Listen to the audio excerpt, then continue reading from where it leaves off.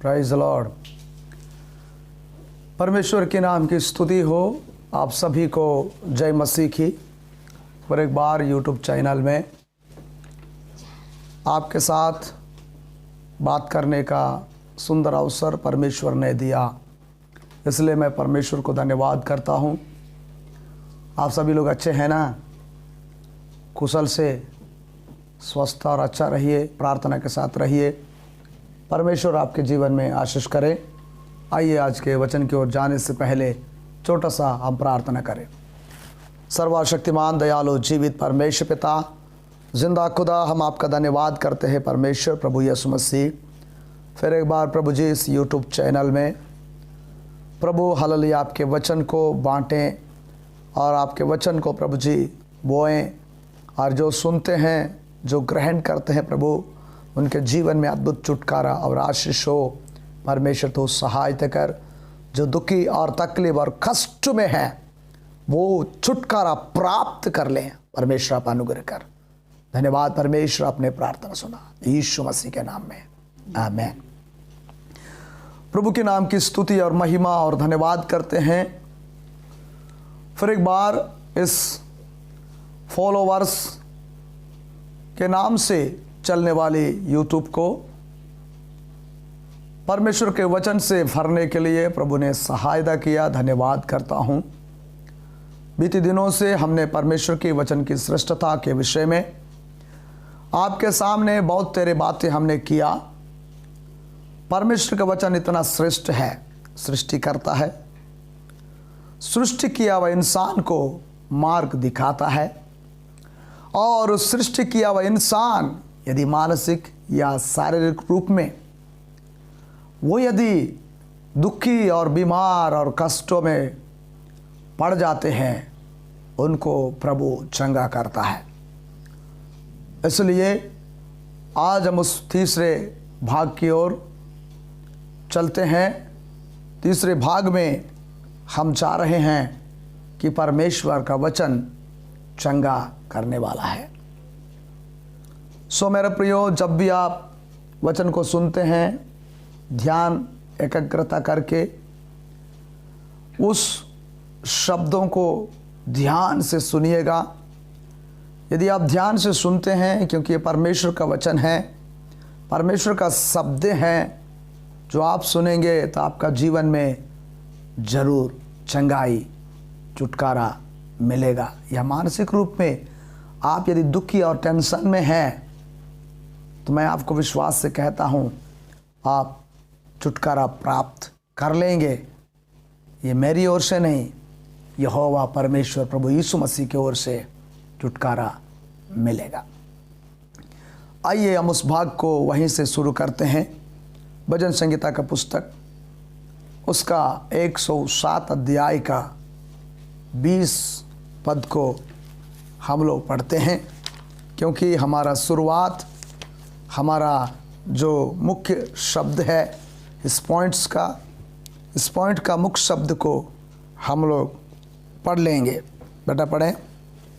वह अपने वचन के द्वारा उनको चंगा करता और जिस गड्ढे में वे पड़े हैं उससे निकालता है। वह अपने वचन के द्वारा, वचन ये परमेश्वर के मुख से निकला हुआ वचन है, बाइबल है, जिसको आप सुन रहे हैं। आपके पास बाइबल है, आप पढ़ सकते हैं। अच्छा होगा कि आप वचन को पढ़ते हुए सुने, क्योंकि कई बार हम सुनते हैं, पढ़ते नहीं हैं। उसमें क्या लिखा है? मैं ये नहीं चाहता कि आप कुछ भी सुनो और कुछ भी सीखो। आप वही सीखो जो इस खुदा के कलाम में लिखा गया है, और उसी को आप ध्यान मनन करेंगे, हृदय में रखेंगे, तो आपका जीवन में छुटकारा, चंगाई, शांति मिलेगी। सो प्रभु यीशु मसीह अपने मुंह के शब्दों के द्वारा, मुंह के शब्द ही वचन है। मुंह का शब्द वचन है, और उस वचन में सामर्थ है, और वो सामर्थी वचन जब वो बोलते हैं वो सामर्थ के साथ प्रकट हो जाता है। इस सामर्थ के सामने दुष्ट शक्तियाँ ठहर नहीं सकती है, बीमारी ठहर नहीं सकता। विश्वास करें, ये वचन जैसा शरीर में टच करता है, आवाज़ आपके कानों में लगकर आपके पूरे शरीर में गूंजना शुरू करता है, तो आपके शरीर के कोई भी भाग में, कोई भी हिस्से में तकलीफ है, वो वहाँ से जाने की तैयारी कर लेता है। आइए मैं आपको ऐसे घटना की ओर लेके जाता हूँ। आज से 2020 साल पहले जब प्रभु यीशु मसीह इस जगत में था, मानव रूप धारण करके मनुष्यों के बीच में जब वह सेवकाई कर रहा था, उसी दरमियान जब वह कफरनहूम में गया, कफरनहूम में एक घटना यीशु मसीह के साथ घटी। उस कफरनहूम की घटना मैं आपके सामने ले आता हूं। जो दुष्ट आत्मा से ग्रसित एक व्यक्ति था। दुष्ट आत्मा बोलने से अच्छी आत्मा भी है, दुष्ट आत्मा भी है। अच्छी आत्मा आपकी मदद करता है, आपकी सहायता करता है, आपकी मार्गदर्शन करता है। दुष्ट आत्मा, अशुद्ध आत्मा या प्रेत आत्मा, ये आपको भटकाता है, बरगलाता है, चिंता और टेंशन में डालता है, आपका जीवन को बर्बाद करता है और आपके अंदर ऐसे बेचैनी को डालता है कि आपके माइंड भी काम नहीं करेगा। आपका माइंड खसक जाएगी अपने स्थान से। इस प्रकार का काम दुष्टात्माएं करती हैं।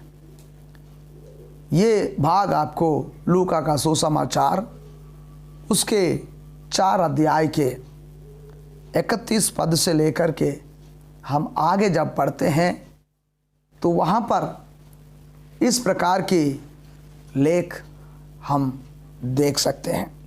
पढ़ेंगे।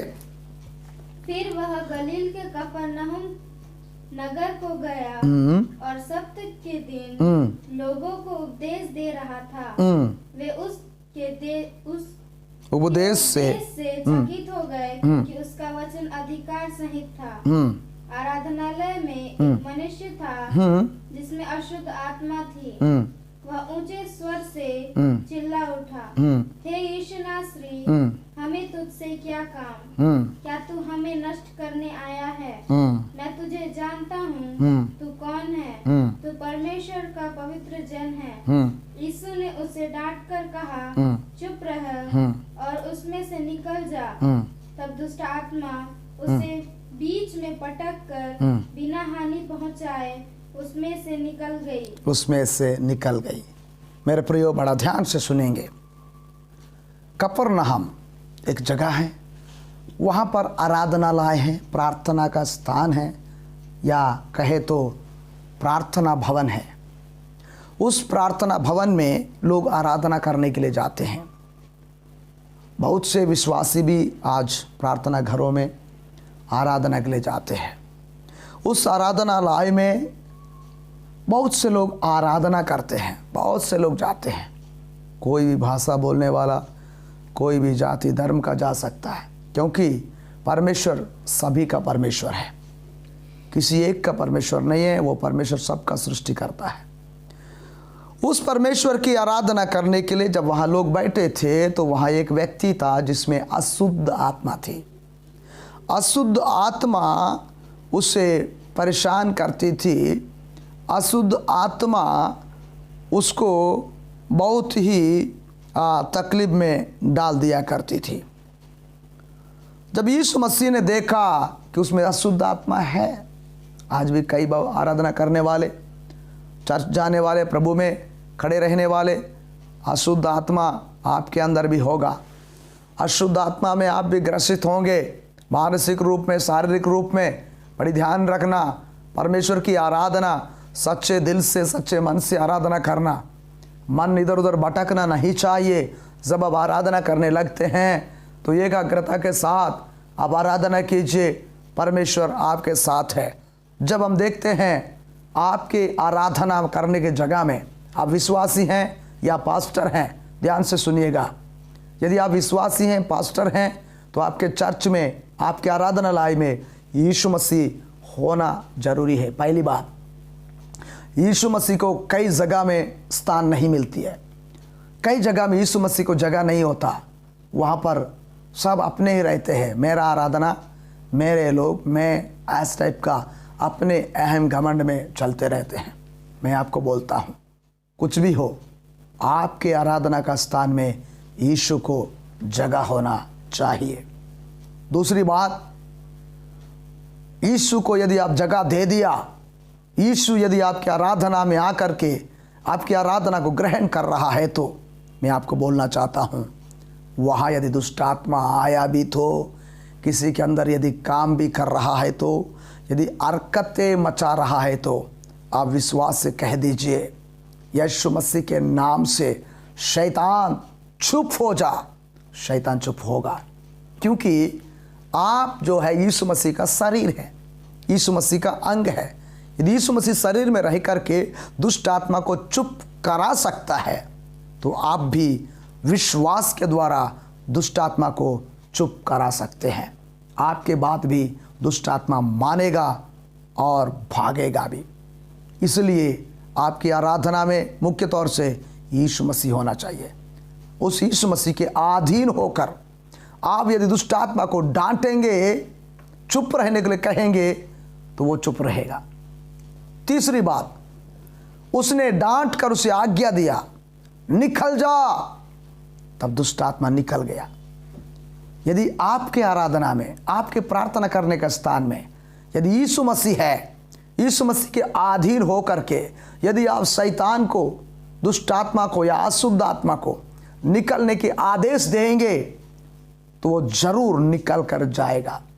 प्रेरित याकूब ने भी बताया 4 अध्याय के 7 पद में, इसलिए परमेश्वर के अधीन हो जाओ और शैतान का सामना करो, तो वह तुम्हारे पास से भाग निकलेगा।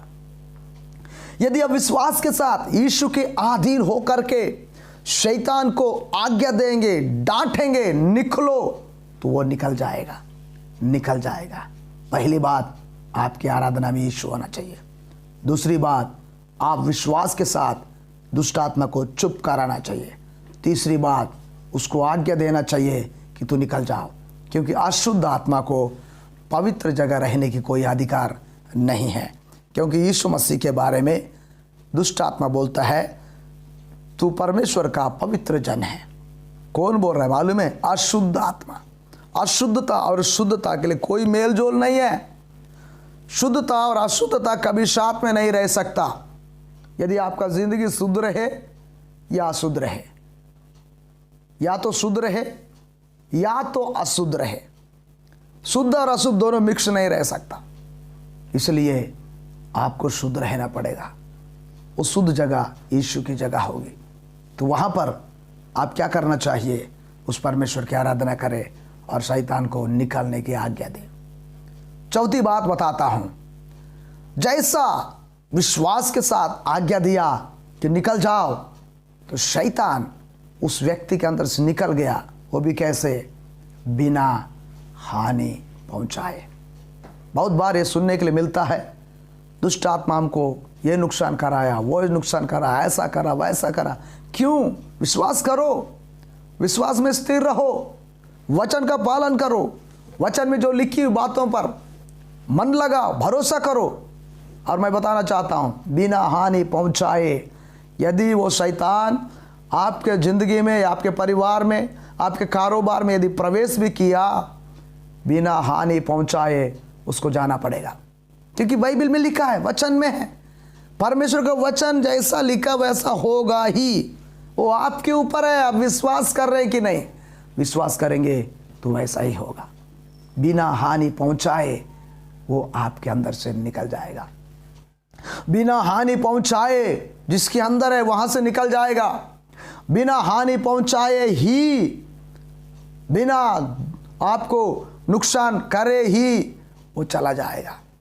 अब विश्वास करें, क्योंकि परमेश्वर का वचन कहता है बिना हानि पहुंचाए क्या हो गया? निकल गया। इसलिए परमेश्वर के वचन में हमने देख रहा था, वह अपने वचन के द्वारा उनको चंगा करता है। और वो जिस गड्ढे में पड़े, गड्ढा बोलने से बीमारी का हालत को गड्ढा बोलते हैं। गड्ढा का मतलब है दुख के स्थान में जो फंसा है वो गड्ढा है, उस जगह में रहने वाला गड्ढा है। इसी लूका का सुसमाचार के 14 अध्याय का हम 4-5 पदों को पढ़ते हैं। वहां पर गड्ढा का मतलब यीशु मसीह स्वयं समझा दिया है। उसने कहा, क्या कहा है मालूम है? परंतु वे चुपचाप रहे। तब उसने उससे छू कर चंगा किया। यीशु मसीह ने उसे छू कर चंगा किया और जाने दिया और उनसे कहा तुम में से ऐसा कौन है जिसका गधा या बैल कुआं एक गड्ढा है, कुएं में गिर जाए और वो सब्त के दिन उसे तुरंत बाहर ना निकाले। यानी दुख के हालत को, बीमारी के हालत को, दुष्टात्मा ग्रसित हालत को एक गड्ढा जैसा दिखाया। वो जिस गड्ढे में है वहां से निकालता है वचन, मालिक निकालता है। यीशु मसीह स्वयं बोला, तुम्हारे गधा या तुम्हारा बैल कोई गड्ढे में, कोई कुएं में गिर जाए तो क्या तुम नहीं निकालोगे? इसलिए आपका मालिक यीशु मसीह है, मेरा मालिक यीशु मसीह है, हम सब का मालिक यीशु मसीह है। हमें गिरा हुआ हालत देखना यीशु को पसंद नहीं है। वो उस गड्ढे से निकालता है, हमें निकाल कर खड़ा करता है। Praise the lord. कितने आनंद की बात है। बीमारी एक गड्ढा है, समस्या एक गड्ढा है। ये वचन ना उस गड्ढे से भी हमें बाहर निकालता है। यीशु मसीह स्वयं कहा, मेरे प्रियो, आप जो दुख में हैं, जो कष्ट में हैं, जो समस्या में हैं, जो परेशानी में हैं, वचन पर विश्वास करिए। इस सर्वश्रेष्ठ वचन पर भरोसा कीजिए। आप जो स्थान में हैं वहाँ से आप बाहर आएंगे, क्योंकि यही वचन आपको बाहर निकालेगा। आप बाहर आ जाएंगे। विश्वास कर और विश्वास में स्थिर रहे और अपने साथ अपने परिवार को स्थिर करने की सहायता करो। वचन को रोज पढ़ो, रोज सुनो। वीडियो एक बार समझ में नहीं आया, 2 बार सुनिए, 3 बार सुनिए और बाइबल को रोज पढ़िएगा। अगले वीडियो की इंतजार कीजिएगा। वीडियो शेयर भी करो ताकि आपके जैसे दुखी लोग और भी सुनेंगे, उनकी ज़िंदगी ठीक हो जाएंगी। आपके जैसे परेशान लोग बहुत होंगे। आप शेयर करने के कारण, लाइक करने के कारण उन तक पहुंच जाएगा वो वीडियो और वे भी देख करके आशीष पाएंगे। यानी आप एक शेयर करके दूसरे का प्राण, दूसरे की आत्मा बचा सकते हैं। आपके दोस्त और मित्र को ये वीडियो भेजिए और वे भी सुने और आशीष पाए। प्रभु का धन्यवाद करता हूँ। घर में रहिए, स्वस्थ रहिए, चंगा भला रहिए। ऊपर विश्वास कीजिए, यीशु मसीह पर विश्वास कीजिए। यीशु ही आपको बचा सकता है, उद्धार करता वही है। आइए इस छोटे से वचन के द्वारा प्रभु हम सबों को आशीष दे। जय मसीह की।